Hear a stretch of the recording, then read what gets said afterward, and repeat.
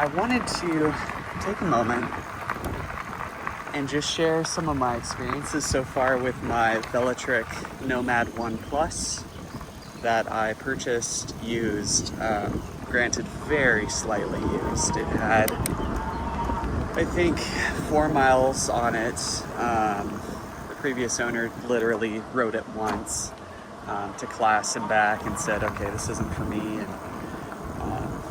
And I got it for $9.99, which was in the moment felt like this amazing deal, right? Because it's it's 2/3 essentially of the retail price. So I was like, okay, this is, e-biking, something I want to get into. This feels like a good way to tiptoe into it. So that's what I did. And since then, there's essentially good and bad news, right? So the good news is that I have figured out that I adore e-biking. Adore it. I love it. It's phenomenal. Getting out on my road bike just didn't feel... It felt like doable, but not enjoyable. It felt like work. It felt like, exercise, workout, whatever, and that's... Sadly, I've never been one to just enjoy cardio for cardio's sake. With an e-bike, I'm able to put in exactly as much or as little effort at any one point as I want to, which has just been awesome. I mean, awesome. And I get to, go out and explore, and it's really just made me feel like a kid again. So that's the good. The bad is that sadly this bike has been nothing but problems, which, this is a bike that gets a lot of good reviews. Hey. And, rightfully so, right? The specs are good for what you're paying. It's got 750 watt motor that peaks near 1200 watts, which is, that's strong. I'm gonna take a right here. And occasionally, I see what people rave about with this bike, but so often it's just been issue after issue after issue. So I wanted to make a video on that. I currently have a warranty claim in with Velotric. I'm not sure how they'll proceed because I'm the second owner. Let's see, right now I'm just throttle only, and this is a pretty steep hill, and it's 8.8, well, you can see the speed. So we've settled at around 8-9 miles an hour up this hill. Just throttle only, which is nice, because I've already rode 15 miles and my legs are tired. So I started the warranty claim out because of a stuck seat post. The seat post was completely seized into the frame as we're at 8.5 miles an hour here. I had to take it, well, first I took it to one shop, and I will happily name names. They're called Franklin Bicycle Shop, and they were horrible to work with. I brought my bike in on a Friday morning, and the first thing I said was, the seat post is stuck, and they immediately launched into a disclaimer about, we don't know if we'll be able to fix it. I'm gonna do a little pedaling to save some energy here. We don't know if we'll be able to fix that. A lot of times we can't get it, just so you know, there's no guarantees, blah, blah, blah, which I get, but having them launch into that first thing was a little bit off-putting. And then I was like, I'd like to get the chain looped because it's not shifting well, which you can probably hear right now. I mean, that's second gear. It's a granny gear because I'm trying to save some energy here, but that's first gear and it's totally off the chain. All right, we lost the chain. Okay, I tried to get the chain back on. We'll see if we can get up this hill. Okay, I don't know. you know, that's exhibit A, right? Doesn't shift well at all from the factory.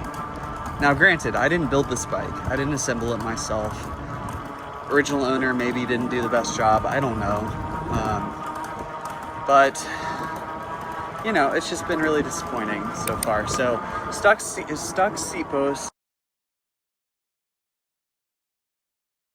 And I was telling them, okay, can also shifts like shit. That's hard to say. And can you guys look into that? And then the front brake is spongy. Can you look into that? Oh, this is beautiful here. And they were like, yeah, no problem. And I was also saying, okay, also it ghost pedals like crazy.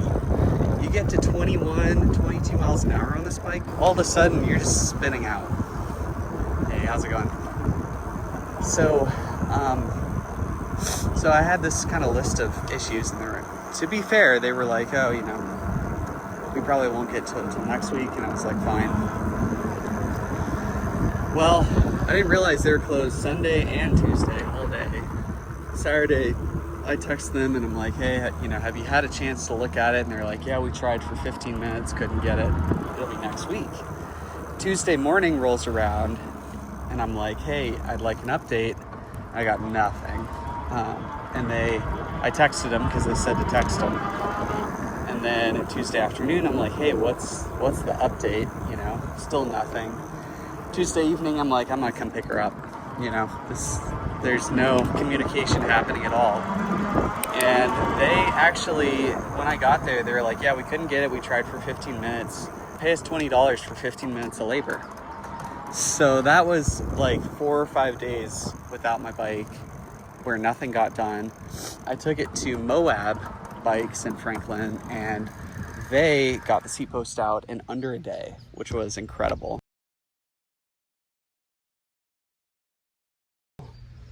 I'm taking a left here. So really happy with those guys at Moab. Moab Bikes in Franklin, Tennessee. But, so they were able to get the seat post out, and I took it for a ride the next day with a new seat post, and the motor just cut out on me. When I was going up a hill, it just cut out on me. I was in pedal assist 1. I was on a trail. There were maybe some tree roots, but otherwise it was mostly just dirt. And the grade was probably like 10%. And I was going real slow, and I was trying to just do throttle only, and the motor cuts out, and I was already going really slow, so when I lost speed unexpectedly, I almost lost balance. And so I'm like, okay, this bike's dead. And I stop and I try to just do throttle only, and it's giving me 0 watts on the screen. It's giving me no power at all. So then I'm like, okay, maybe the pedaling still works. Nope, no power. I restart the bike and I have power again. I get back on the bike, I try to pedal, and boom, motor cuts out again. And so that's a big issue. And I was like, okay, you know, this is crazy. So I was able to get it up the hill and restarted the bike again, had power for the rest of the ride. And immediately I emailed Velotric, and I'm like, okay, it's not just the seat post actually. We were able to get the seat post out, although who knows if that damaged the frame, what they did, you know, because it was quote unquote the most stuck seat post that they'd ever seen at Moab. And they're like, okay, well, can you get a video of it? And I'm like, probably not, because it's only happened twice in the 10 days that I've owned the bike, and in the 100 miles that I put on the bike. Well, I go to a hill in my neighborhood, and I'm immediately able to recreate the issue. All right, I'm going to attempt this hill, and we'll see what happens. Throttle only.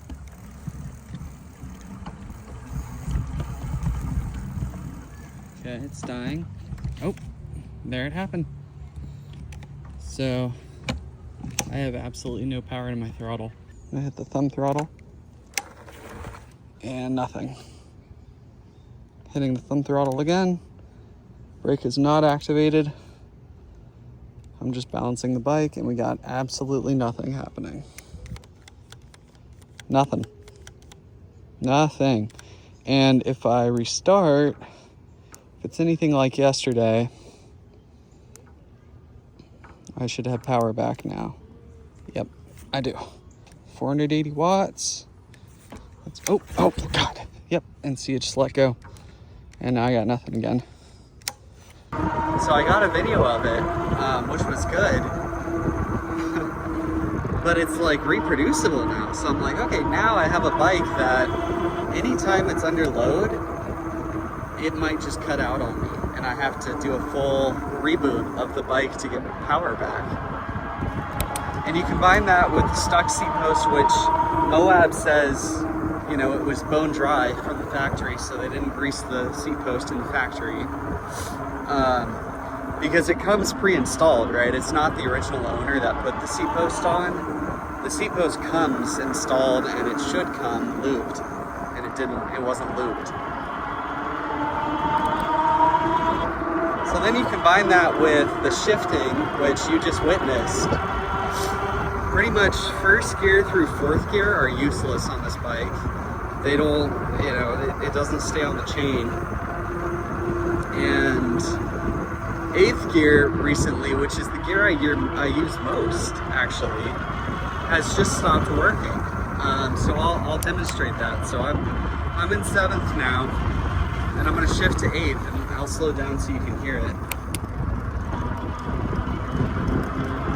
And I've got no resistance. It's just floating. And I'll just try to shift to seventh and eighth and seventh and eighth to try to get it to connect, and it just doesn't, which eighth gear is the worst gear this could have happened to because it's the gear I use the most. So, the other thing is the front axle makes like a creaking, squeaking noise.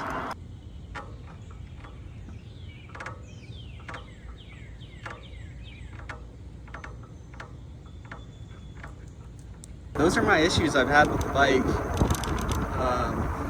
Like I said, the warranty claim is in process. We'll see if Velotric does the right thing. I'm the second owner, so technically the original warranty is non-transferable. However, in this case, I bought the bike almost brand new, and I'm still in contact with the original owner, who's a really nice guy, and has offered to put in a word for me as the original owner and say, hey, if you need to file this under my name, do it, and then just put his address to ship the new bike to or whatever. So we'll see what happens with all of that. I just wanted to be really honest, since I have a bit of a following here, about my experience with the Nomad 1 Plus, because I've seen nothing but rave reviews on this bike, and like I said, there are moments where I see why. So what do I like about it? I like that the headlight and taillight are built into the battery, so that I don't necessarily need to have a separate, headlight and taillight that I have to charge separately. That's a pain in the ass. I will say though that they're both very dim. The taillight especially is like, it's so dim that it doesn't glow, on the ground at night. It's just, and it doesn't flash. It does function as a brake light, which is good. The headlight is okay, but I did some trail riding late the other night, and I did not feel safe doing that because it's not very bright, and it's also a very narrow cone. So your mileage may vary. It's more of a be seen than see sort of light. The display is extremely easy to read. I'm in direct sunlight right now, and it's kind of like a Kindle where it never gets washed out by the sun. If you've ever had like a Kindle Paperwhite, that's what it reminds me of.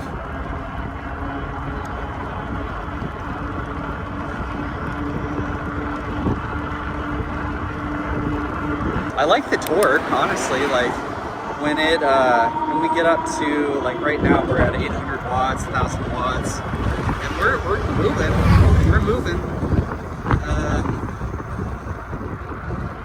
pedal assist too because I'm trying to save on juice, and I gotta watch my battery. I like the fat tires, it's very stable, you know.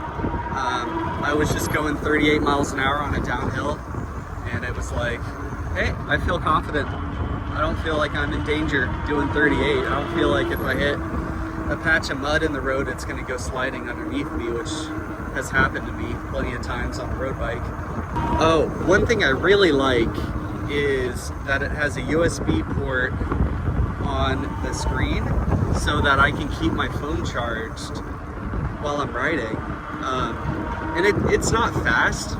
Really what it does is it prevents the battery from losing quickly, more so than charge it, if that makes sense. So it's not really like adding juice, it's just preventing the phone from, you know, because right now I'm recording a video, so it's going to use a lot of power, and so I'll probably at the end of this have 10% less than when I started the ride, but without the charger I would have probably 25% less. I'm going to stop for a second actually and just get my bearings to make sure that I've got enough juice to turn around here in a little bit. And maybe I'll give you a nice view while I keep talking. Yeah, is it pretty right here? It's not a super heavy bike as e-bikes go. I mean, it's about average. It's like 75 pounds, 65 without the battery. It is heavy for sure, but it's an e-bike, so I'm not gonna knock it for that. The front suspension works really nicely. It's, like I said, it's not an uncomfortable bike by any means. Don't love the range. Let's see, I've gone 19.3 miles on this trip, and I'm down to 2 battery bars, and I've just been doing pedal assist 2, like purely pedal assist 2. So yeah, you know, maybe it'll give me 30 miles total, and that doesn't seem great. It just depends what you want out of a bike. I want to go for hours and hours, so I'm finding that a little bit underwhelming, to be honest. The pull from start is not great. In fact, I'll demonstrate it here since you can see the speed. And this is a pretty flat section and there's not a lot of traffic, so I will just, from a stop, I'm in pedal assist 5, and we'll just floor it, throttle only. So it's pretty slow off the line. And then it picks up. So right now it feels like it's pulling me. But we're still not at 20, and we're going downhill.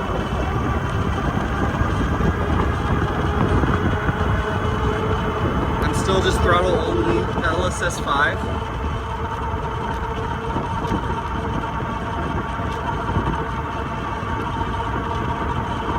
.26, 25.9. Like I said, I mean, it feels very sure-footed. I do not feel unsafe doing 26. The problem is I just can't pedal. And I like to pedal, even at like 30 miles an hour, I like to feel like I'm contributing. So I don't really love the ghost pedaling on this bike, I'll say that for sure. Let me go back down to pedal assist 2.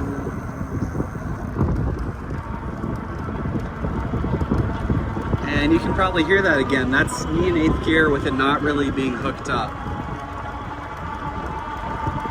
That little popcorn popping sound. And see, now it just snapped into gear, like 10 seconds later. So it's kind of unpredictable, this bike.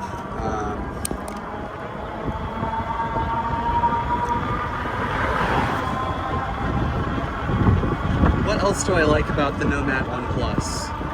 I like the customer support so far. Velotric's been nothing but helpful. Like I say, I'll definitely update you guys on whether they, you know, help out with the claim or not, because if they don't, you'll be hearing about it from me. I'm gonna turn around because now I've hit 1 bar of battery. And again, we just hit 20 miles, so that's not great. But yeah, I'm gonna turn around here. Okay. You could have used your blinker. That's a sweet truck though. Hennessy. Man, I haven't heard the name Hennessy in a long time. Like the Hennessy Venom GT. I didn't know Hennessy was still making cars. That's awesome. Or still modifying cars. But this is mostly downhill, I'll say. So it'll probably be okay on battery. I mean, like I said, I don't want to risk it because I'm kind of out in the middle of nowhere. Well, not really. I mean, I guess I'm near Edgar Evans State Park, like I said, but I'd rather play it safe. And that's kind of the thing with this bike. It just doesn't inspire a ton of confidence in a lot of ways. Range doesn't inspire a lot of confidence. Like I said, I'm at 20.2 miles and pedal assist 2 the whole time. And I have 1 bar left, which means I'm under 20%.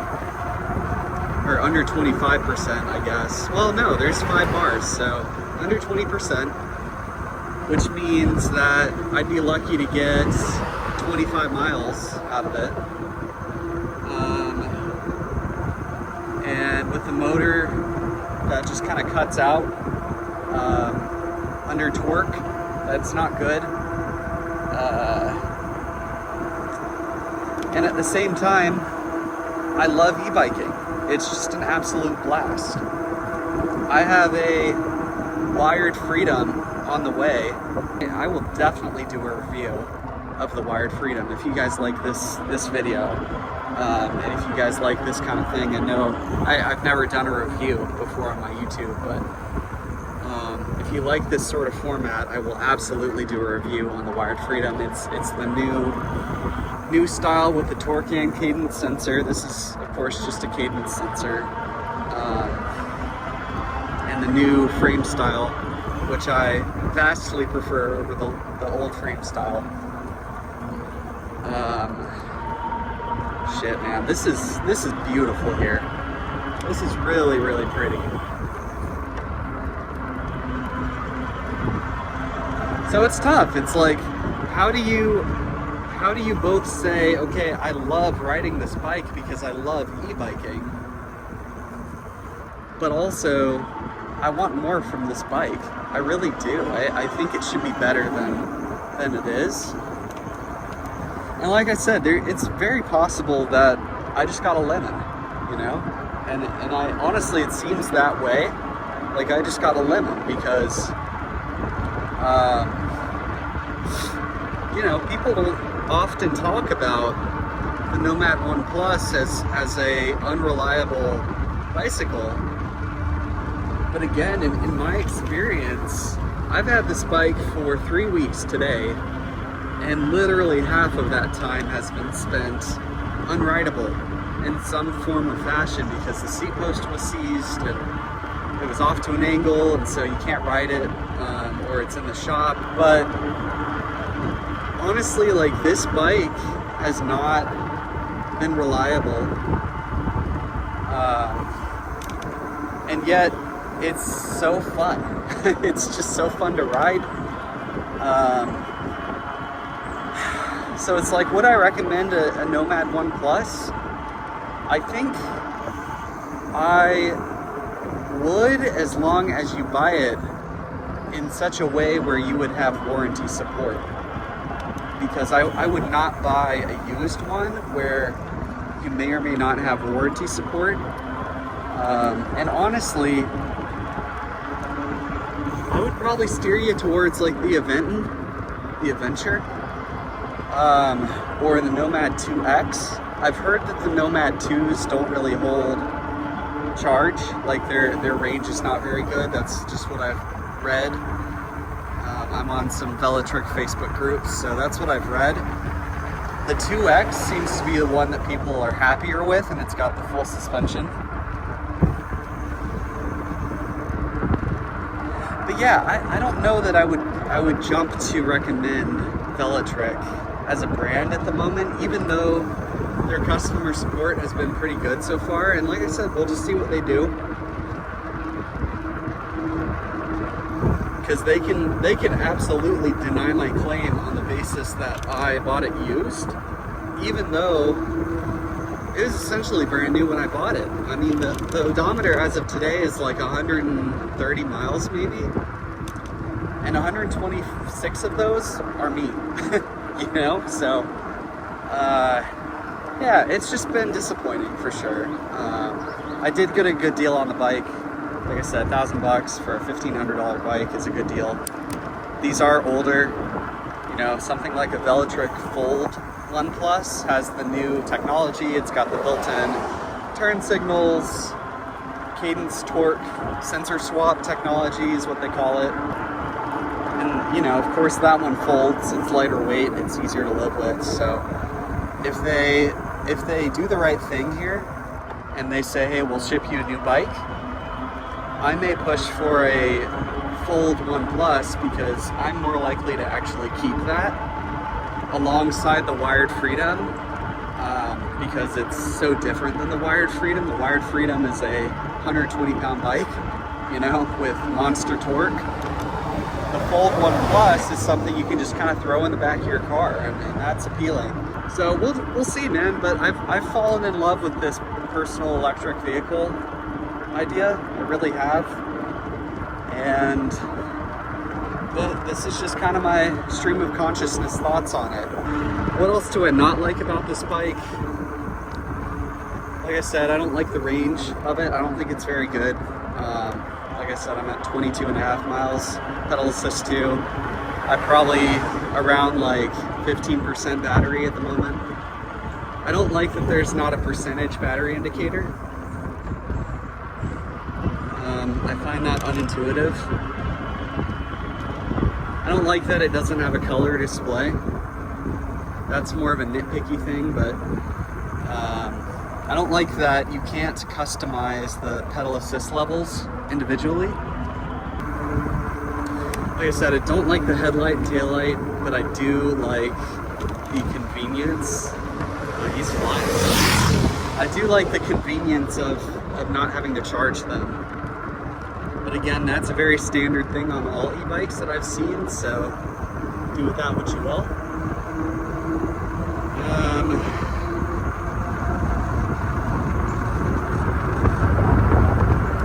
I don't like how difficult it is to change your speed limit.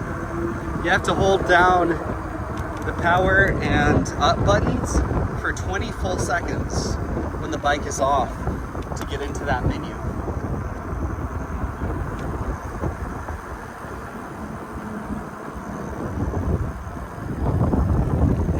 Sometimes I will walk my dog with this bike, which has been really fun. This is a good thumbnail right here.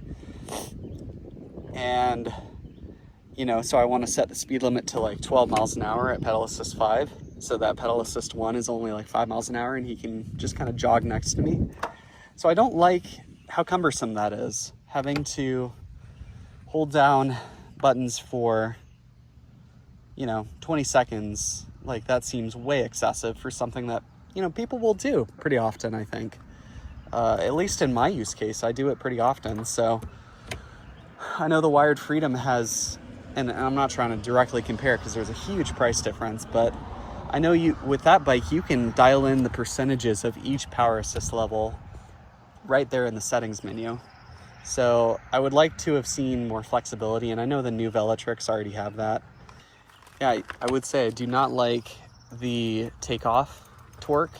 I don't like how it's tuned where, like, again, I'll just hammer it here. Throttle down. Okay, 1 Mississippi, 2 Mississippi, 3 Mississippi, 4 Mississippi. So that's 4 seconds to get to 5 miles an hour. The Velotric Nomad 1 I know was quicker off the line. So I don't like that very much. And it's not an issue of power because the bike pulls pretty well once you get up to like 5, 10, 15 miles an hour. It climbs hills pretty well, not the best. There are some hills like around here that, as I showed, it's just like 8 miles an hour is kind of what you're going to be doing up the hill. So yeah, I think that just about covers it. Like I said, it's if you got a bike that was functional, I think this bike could be like a blast for someone. I really do. but between all of the issues I've had and then all of the limitations I've found just from it being an older bike, I've not been very happy with it. So I'm gonna head back to the campsite now because, again, I don't really have enough range to go further. I'd like to go further, but the bike's kind of making me tap out at 23 miles.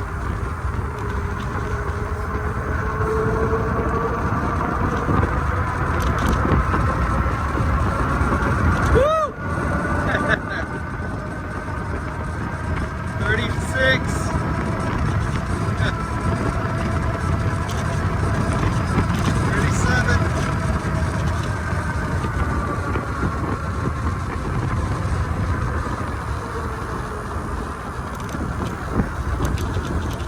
Alright, so another thing I'll say is that the brakes are good. Like I said, I have had some mushiness on the front brake, but overall, I feel very confident in them.